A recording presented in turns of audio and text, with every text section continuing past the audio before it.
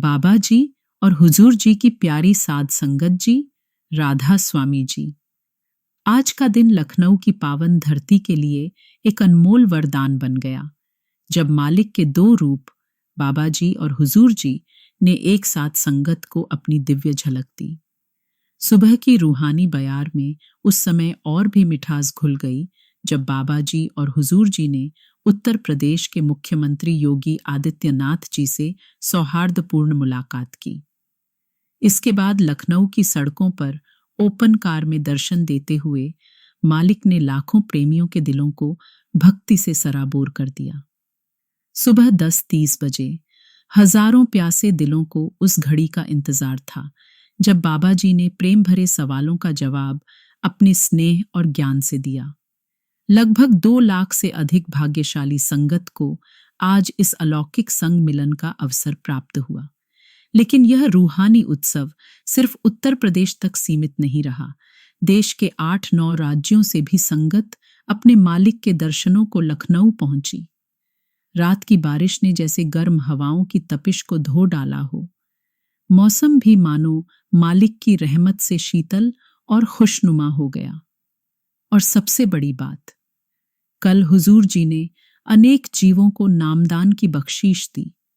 उनकी आत्माएं आज से मालिक के सीधे रास्ते पर चलने को तैयार हैं।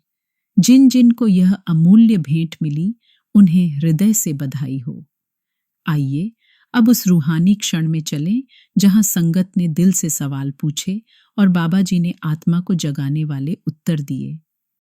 बीवी ने बाबा जी से कहा, बाबा जी, मेरी विनती है कि मैं अपना शरीर यहीं छोड़कर आपके साथ सचखंड जाना चाहती हूं। कृपया मुझे यहीं से अभी ले चलिए। बाबा जी मुस्कुराए और बोले, बेटा, शरीर छोड़कर क्यों जाना चाहती हो? बीवी ने उत्तर दिया, बाबा जी, अगर मैं आपके साथ जाऊंगी तो हमेशा आपके दर्शन कर सकूंगी। आपके अलावा मेरा कोई सच्चा रिश्ता नहीं है। बाबा जी ने समझाया, बेटा, तुम्हारी बात तो ठीक है, लेकिन जब तक हम शरीर के दायरे में हैं, तब तक हमारी दुनियावी जिम्मेदारियां भी हैं। मालिक ने हमें मकसद से इस संसार में भेजा है, उसके साथ हमें अपने रिश्तों को भी निभाना है। बाबा जी ने हंसते हुए एक बार और कहा, अच्छा, तो तुम चाहती हो कि मैं भी शरीर छोड़ दूं? संगत यह सुनकर खूब हंसी। किसी ने पूछा, बाबा जी, जब हम दर्शन करते हैं तो कैसे पता चले कि उसका असर हुआ या नहीं? क्या दर्शन की गिनती जरूरी है? बाबा जी ने उत्तर दिया, बेटा, अगर तुम दर्शन को गिनने लगो तो वो गिनती का खेल बन जाता है। आत्मा का अनुभव नहीं होता। सच्चा दर्शन तभी होता है जब मन शांत हो और ध्यान तीसरे तिल पर केंद्रित हो। जब वो अवस्था आती है तो दर्शन खुद ब खुद होते हैं। इसलिए दर्शन को गिनो मत, उसे महसूस करो। ये प्रेम की राह है, कोई हिसाब किताब नहीं। किसी भाई ने कहा, बाबा जी, जीवन में बहुत तनाव रहता है। काम, रिश्ते, समाज की अपेक्षाएं, मन बहुत दबाव महसूस करता है। इससे कैसे राहत मिले? बाबा जी ने उत्तर दिया, जब हम हर चीज को खुद उठाने लगते हैं तभी तनाव आता है। अगर हम मालिक पर भरोसा करें और खुद को उसके हवाले कर दें तो दिल हल्का हो जाता है। मालिक हर परिस्थिति में हमारी संभाल करता है। एक भाई ने कहा, बाबा जी, सेवा पर जाता हूं लेकिन मन नहीं लगता, इधर उधर भटकता रहता है, क्या करूं? बाबा जी ने कहा, बिल्कुल स्वाभाविक है बेटा, मन की फितरत ही भटकना है। लेकिन सेवा वही माहौल बनाती है जिसमें मन स्थिर होता है। सेवा खुद की आत्मा की सफाई है। मन भागे तो फिर से सेवा की ओर लाओ। यही अभ्यास आत्मा को मजबूत बनाएगा। किसी ने पूछा, बाबा जी, अगर हम सच्चे मन से भजन सिमरन करते हैं तो क्या नकारात्मक शक्तियां हमें तंग कर सकती हैं? फतेहब्बा जी ने उत्तर दिया, सब कुछ मन की उपज है बेटा। अगर मन मान ले कि कुछ है तो वो मान लेगा। अगर सच्चे मन से सिमरन करो, शुरुआत सही हो, तो कोई नकारात्मक शक्ति कुछ नहीं बिगाड़ सकती।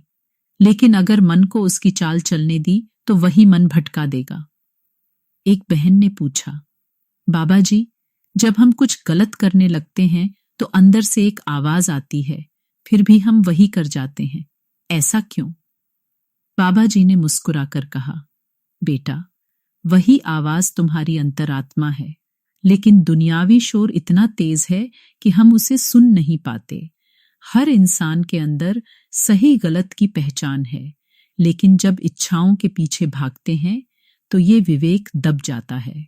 एक भाई ने पूछा, बाबा जी, अगर गलती हो जाए तो सच्चे मन से माफी कैसे मांगे?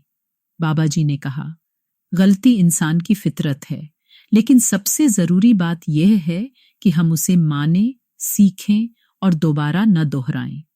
माफी मांग लेने से कर्म खत्म नहीं होते, लेकिन सीख कर आगे न दोहराने से आत्मा मजबूत होती है। एक बहन ने कहा, बाबा जी, मेरे पापा ने नामदान लिया था, लेकिन अब मांस मदिरा लेने लगे हैं। जब टोकती हूं तो गुस्सा करते हैं।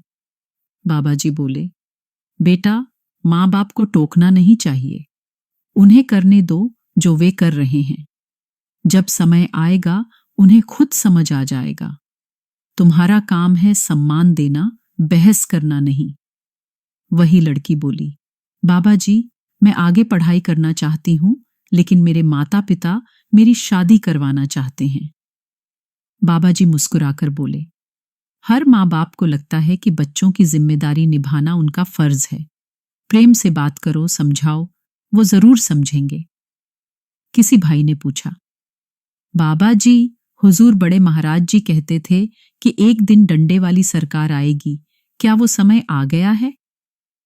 संगत में हल्की हंसी फैल गई। बाबा जी और हुजूर जी मुस्कुरा दिए, लेकिन बाबा जी ने उत्तर नहीं दिया। एक लड़का बोला, बाबा जी, पढ़ाई में मन नहीं लगता। बाबा जी हंसकर बोले, बेटा, ऐसा बहुतों के साथ होता है। बहुत कम बच्चों का ध्यान पूरी तरह पढ़ाई में लगता है। अगर अभी मेहनत करोगे तो आगे लाइफ आसान होगी, नहीं तो पूरी जिंदगी संघर्ष करना पड़ेगा। एक भाई ने कहा, बाबा जी, मेरा मन किसी चीज में नहीं लगता। बाबा जी ने बीवियों की ओर इशारा करते हुए कहा, मैं जानता हूं तेरा मन कहाँ लगता है। संगत हंसी से भर गई। फिर बाबा जी ने समझाया, इच्छाएं मन को भटकाती हैं, लेकिन मालिक ने विवेक दिया है। अगर हम उसी का सहारा लें तो मन को काबू में रख सकते हैं। एक लड़का बोला, बाबा जी, मेरी माँ सत्संग में ले जाना चाहती हैं, पर हम दोनों भाई टाल देते हैं, क्या यह गलत है? बाबा जी बोले, बेटा, माँ बाप हमेशा बच्चों के भले के लिए सोचते हैं। तुम्हारी माँ भी चाहती हैं कि तुम सही राह पर चलो, इसलिए वह सत्संग ले जाना चाहती हैं। उनकी बात मानो। एक लड़का बोला, बाबा जी, मेरा भाई गलत तरीके से पैसे कमाना चाहता है। कहता है, अगर आप मना कर देंगे तो रुक जाएगा। बाबा जी ने गंभीरता से कहा, बेटा, मेहनत और ईमानदारी से कमाया धन ही सच्ची बरकत देता है। गलत रास्ता चाहे आसान लगे, लेकिन अंत में दुख देता है। कम कमाओ पर सही कमाओ। गलत कमाई से अगर चैन की नींद ना आए तो वह धन बेकार है।